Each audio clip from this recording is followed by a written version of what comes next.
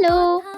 এখন বাজে প্রায় পৌনে 4টে। তো শুরু হয়ে গেছে ইফতারে খাওয়া দাওয়া তৈরি করা। আর আজকে আমার দিদির জন্মদিন। তো আজকে ইফতারের মেনুটা একটু স্পেশাল হবে, কারণ দিদির বার্থডে বলে কথা। তো একদিকে ভাজা হচ্ছে গরম গরম লুচি, আমার দিদি বা লুচি খেতে খুব পছন্দ করে, আর একদিকে হচ্ছে চিকেন তন্দুরি। আর এখানে বাড়ি থেকে আনা হয়েছে পনির ফ্রাই, মোমো আর তার সাথে লস্যি।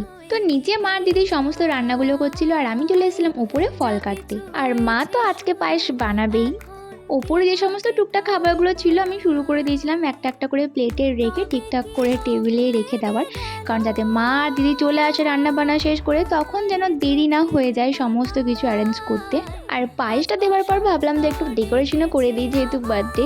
তো চেরি আর কাজু ছিল, ওটা দিয়ে আমি একটা স্মাইলি করে দিলাম। আর তারপর আমি খুঁজে পাচ্ছিলাম না যে এরপর কী কাজ করব। তো দেখলাম সস তো লাগবেই, আর প্লেটগুলো এখানে রাখা আছে, তো শুরু করে দিয়েছিলাম সসগুলোকে প্লেটে দেওয়ার। তো চলো পরে পার্টে দেখা হচ্ছে, বাই।